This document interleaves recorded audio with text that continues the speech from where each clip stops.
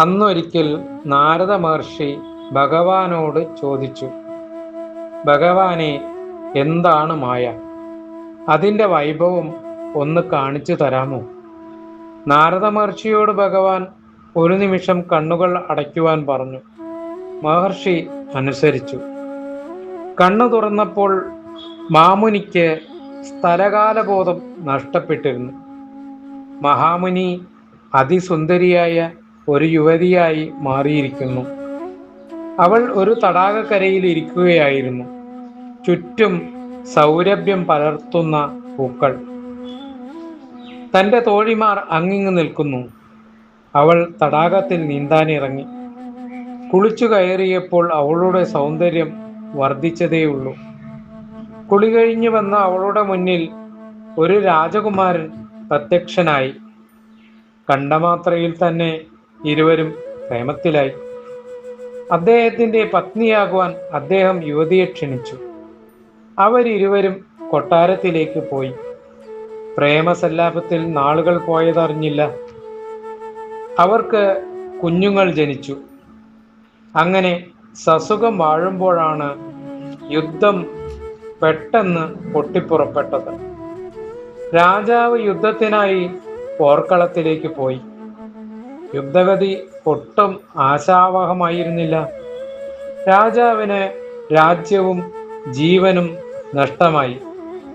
ശത്രുക്കൾ കൊട്ടാരം ചുട്ടെരിച്ചു. തൻ്റെ പുത്രന്മാരെയും അവർ വെറുതെ വിട്ടില്ല. രാജ്ഞിക്ക് എല്ലാം നഷ്ടമായി. രാജ്യവും രാജാവും പുത്രന്മാരും നഷ്ടപ്പെട്ട രാജ്ഞി പൊട്ടി പൊട്ടി കരഞ്ഞു. അലമുറയിട്ട് മണ്ണിൽ കിടന്നുരുണ്ടു. മണ്ണിൽ കിടന്നുരുളുന്ന നാരദ മഹർഷിയെ ഭഗവാൻ പിടിച്ചെഴുന്നേൽപ്പിച്ചു. അവിടെ രാജാവും രാജ്യവും ഒന്നും ഉണ്ടായിരുന്നില്ല. എല്ലാം ഒരു കിനാവ് മാത്രമായിരുന്നു. ഇതെല്ലാം മനസ്സിലാക്കാൻ നാരദമുനിക്ക് ഏറെ പണിപ്പെടേണ്ടി വന്നു. അതുപോലെയാണ് ഈ കലിയുഗത്തിൽ നമ്മൾ.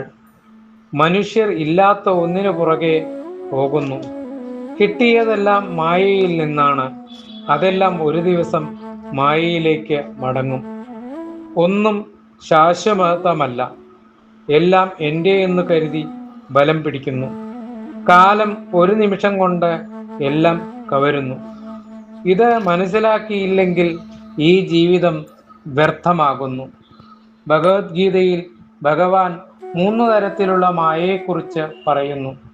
ഒന്ന്, ചാരം മൂടിയതുപോലെയുള്ള കനൽ. ഒന്ന് ഊതിയാൽ അത് വെളിപ്പെട്ട് കിട്ടും. രണ്ടാമത്തേത് കണ്ണാടിയിലുള്ള എണ്ണമെഴുക്ക് പോലെയാണ്. അല്പം ശ്രമിക്കണം, തുടച്ചാലേ വെളിപ്പെടുകയുള്ളൂ. അപ്പോഴേ അത് പ്രകടമാവുകയുള്ളൂ. മൂന്നാമത്തേത് പ്രസവം പോലെയാണ്. നേരവും കാലവും ഒത്തുവന്നാലേ വെളിപ്പെടുകയുള്ളൂ. അതായത് 10 മാസം കഴിഞ്ഞാലേ ഒരു കുഞ്ഞ് ജനിക്കുകയുള്ളൂ എന്നതുപോലെ അതിന് കാത്തിരിക്കണം. അത് തരുന്നത് ഈശ്വരനാണ്. 1ഉം 2ഉം നമുക്ക് ശ്രമിക്കാവുന്നതാണ്. എങ്കിൽ മൂന്നാമത്തേത് കാലസ്വരൂപനായ ഈശ്വരൻ തന്നെ കനിയണം.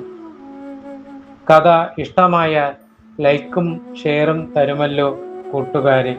നമസ്കാരം.